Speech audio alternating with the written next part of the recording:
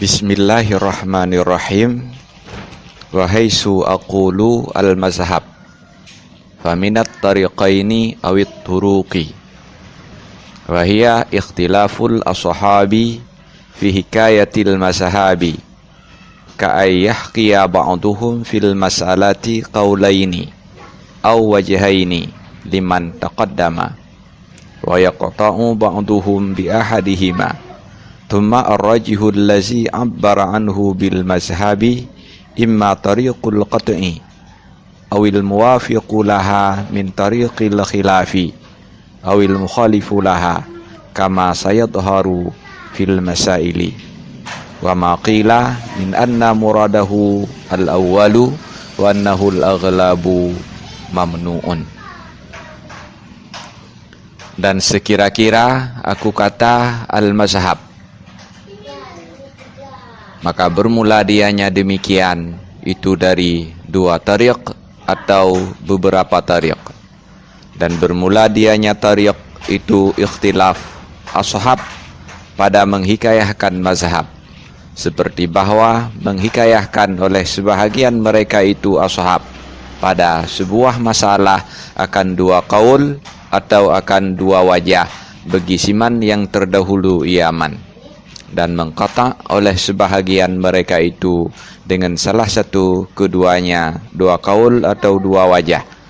Kemudian bermula yang rajih allazi, yang mengibaratkan ianya Nawawi untuknya yang rajih dengan istilah al-mazhab, adakala itu tariq qata atau itu yang muwafiq baginya tariq qata daripada tariq khilaf, atau itu yang mukhalif baginya tariq qata, sebagaimana barang yang akan zahir ianya barang pada masalah-masalah. Dan bermula barang yang dikatakan orang daripada bahwa sungguh muradnya Nawawi dengan istilah al-mazhab itu yang awal, dan bahwa sungguhnya yang awal itu yang aghlab, mamnu'un itu ditegah akan dia barang. Istilah al-mazhab yang digunakan oleh Imam An-Nawawi di dalam kitab Minhajut Thalibin ini menunjukkan bahwa dalam masalah yang sedang dibahas terjadi khilaf tariq. Bisa jadi tariqnya dua, faminat tariqaini, atau bisa jadi tariqnya lebih dari dua, awit turuqi.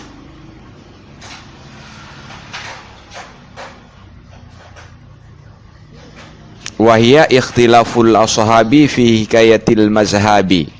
Yang dimaksud dengan tariq adalah perbedaan para sahabat dalam menghikayahkan mazhab,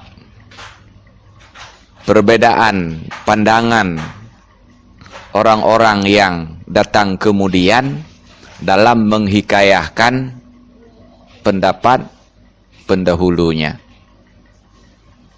Kalau dalam masalah qaul, Imam Syafi'i terjadi perbedaan pandangan di antara ashab Syafi'i dalam menghikayahkan qaul Syafi'i. Kalau dalam masalah wajah terjadi perbedaan pendapat para ashabul wujuh dalam menghikayahkan pendapat ashabul wujuh sebelumnya. Bagaimana contohnya? Seperti bahwa menghikayahkan oleh sebahagian mereka itu dalam sebuah masalah akan dua qaul atau akan dua wajah bagi siman yang terdahulu ia nyaman, dan mengkata oleh sebahagian mereka itu dengan salah satu keduanya, dua qaul atau dua wajah. Jadi maksud dengan perbedaan ashab dalam menghikayahkan mazhab, misalnya ada sebuah masalah yang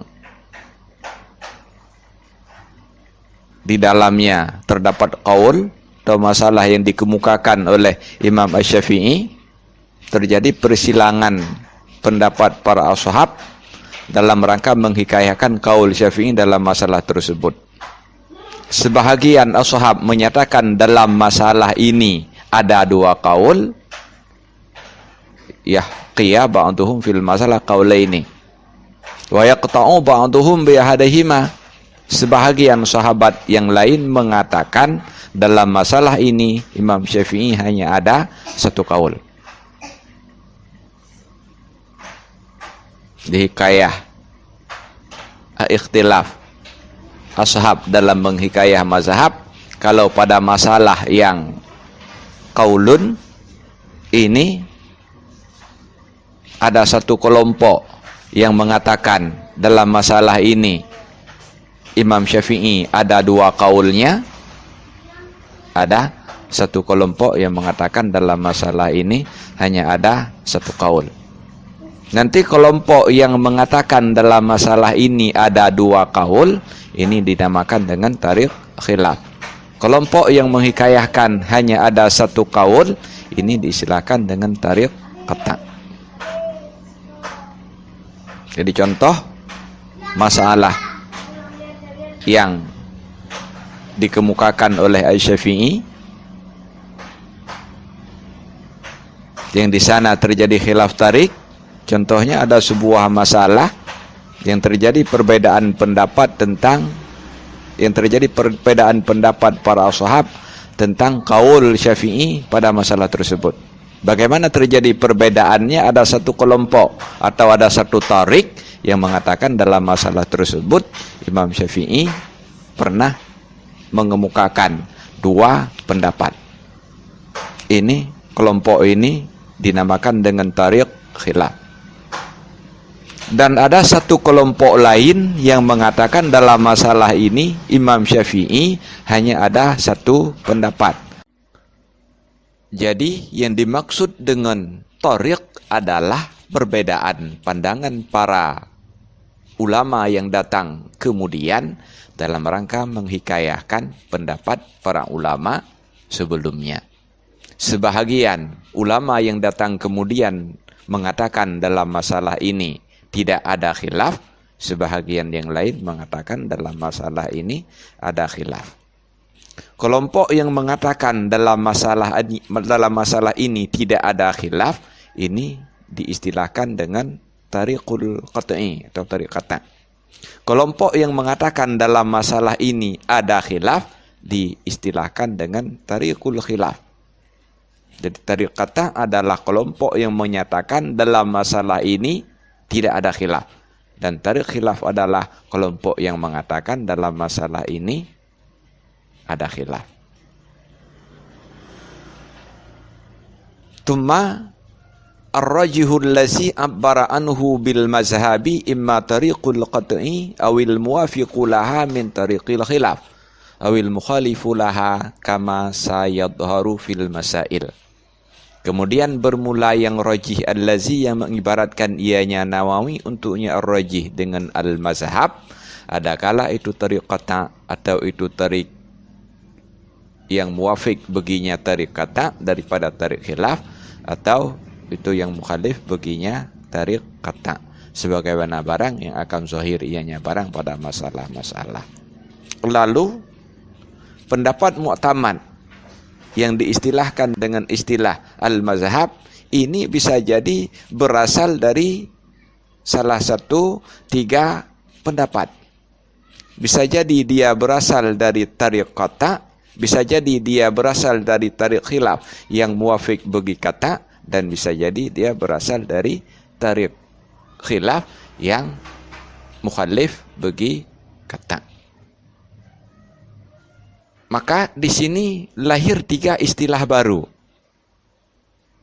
yaitu istilah tariqul qat'i, pendapat yang ada dalam tariq qata'.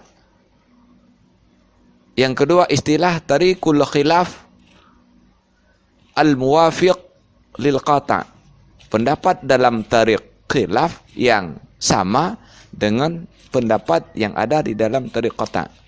Dan yang ketiga, tariqul khilaf al-mukhallif lil qat'i, pendapat dalam tariq khilaf yang berbeda dengan yang ada di dalam tariq qata'. Untuk lebih jelasnya, mari kita perhatikan tabelnya. Istilah al-mazhab menunjukkan terjadinya khilaf tariq. Ada kelompok yang mengatakan dalam masalah ini ada khilaf, ada kelompok yang mengatakan dalam masalah ini tidak ada khilaf. Kelompok yang mengatakan dalam masalah ini ada khilaf, ini diistilahkan dengan tariqul khilaf. Kelompok yang mengatakan dalam masalah ini tidak ada khilaf, ini diistilahkan dengan tariqul qata'. Tariqul qata' artinya kelompok yang mengatakan tidak ada khilaf, tariqul khilaf artinya kelompok yang mengatakan ada khilaf. Contohnya, ada sebuah masalah. Ini bisa jadi qaul atau bisa jadi masalahnya wajah. Satu masalah ini diperselisihkan oleh orang yang datang sesudahnya. Ada yang mengatakan masalah ini qata'. Ini kelompok yang mengatakan tidak ada khilaf. Kelompok tariq qata' ini mengatakan dalam masalah ini hanya ada pendapat haram. Tidak ada pendapat lain. Sehingga mereka dinamakan dengan tariqul qata'i. Tariq qata' yaitu kelompok yang mengatakan dalam masalah ini hanya ada satu pendapat, yaitu pendapat haram. Dan ada kelompok lain yang diistilahkan dengan tariq khilaf. Mereka mengatakan dalam masalah ini terjadi perbedaan pendapat. Ada pendapat yang mengatakan haram, ada pendapat yang mengatakan makruh. Intinya kelompok ini mengatakan ada khilaf, sehingga mereka dinamakan dengan tariqul khilaf. Isi pendapatnya dua. Ada pendapat yang mengatakan haram, ada pendapat yang mengatakan makruh. Nah, kita lihat di sini telah lahir 3 pendapat. Pendapat yang pertama haram, pendapat yang kedua haram, pendapat yang ketiga makruh. Nah, 3 pendapat ini, pertama haram, kedua haram, ketiga makruh, inilah yang menjadi istilah haram yang pertama, karena dia merupakan hasil dari pendapat yang ada di dalam tariq qata'. Ini diistilahkan dengan tariqul qata'i, tariq qata'. Pendapat haram yang dia berasal daripada tariq khilaf, karena dia merupakan salah satu dari 2 pendapat yang ada dalam tariq khilaf, ini dinamakan dengan tariq khilaf yang muwafiq bagi qata'. Kenapa dinamakan tariq khilaf? Karena memang dia terdiri dari salah satu pendapat yang ada di dalam tariq khilaf.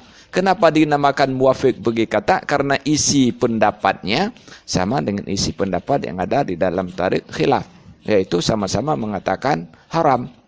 Yang ketiga makruh. Makruh ini adalah tariq khilaf yang mukhalif bagi qata'. Kenapa kita katakan tariq khilaf? Karena dia salah satu dari 2 pendapat yang ada di dalam tariq khilaf. Kenapa dikatakan mukhalif bagi qata'? Karena isinya tidak sama dengan isi yang ada di dalam tariq qata'. Dalam tariq qata' pendapatnya haram, dalam tariq ini pendapatnya makruh.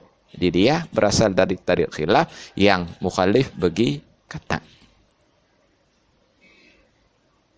Nah, yang diterjihkan oleh An-Nawawi dengan istilah al-mazhab nanti. Ini masalah ini nanti diistilahkan dengan istilah al-mazhab. Ini bisa jadi terdiri dari salah satu 3 pendapat ini. Bisa jadi dia terdiri atau berasal dari tariq qata', pendapat haram yang dia berasal dari tariq qata'. Bisa jadi dia berasal dari tariq khilaf yang muwafiq bagi qata'. Hukumnya haram, tapi dia berasal dari tariq qata'. Bukan berasal daripada tariq khilaf, bukan berasal dari tariq qata'.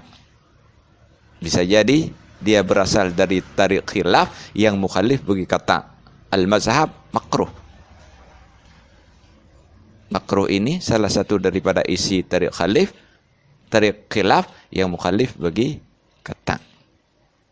Jadi yang menjadi mazhab bisa jadi salah satu dari 3 macam pendapat ini. Bisa jadi berasal dari tariq qata', bisa jadi berasal dari tariq khilaf yang muwafiq bagi qata', bisa jadi berasal dari tariq khilaf yang mukhalif bagi qata'.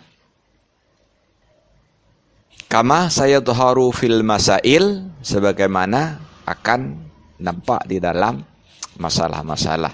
Ini nanti akan kita lihat contoh langsungnya di dalam syarah Minhaj. Wa maqila, dan bermula barang yang dikatakan orang daripada bahwa sungguh muradnya An-Nawawi dengan istilah al-mazhab itu yang awal, atau bahwa sungguhnya yang awal itu yang aghlab mamnu. Ada orang yang mengatakan bahwa istilah al-mazhab pasti dia berasal dari tariqata, anna muradahu al-awwal, mamnu'un. Pendapat ini tidak benar. Dan ada juga yang mengatakan tidak mesti dia berasal dari tariqata wa annahu al-aghlab, akan tetapi biasanya yang menjadi mazhab adalah tariqata. Ini juga mamnu. Maka kesimpulannya, pendapat yang diterjihkan dengan istilah al-mazhab ini bisa jadi dari tariq qata', bisa jadi dari tariq khilaf yang muwafiq bagi qata', dan bisa jadi berasal dari tariq khilaf yang mukhalif bagi qata'. Ketiga pendapat ini memiliki potensi yang sama untuk diterjihkan sebagai al-mazhab. Wallahu a'lam bishawab, walhamdulillahi rabbil alamin.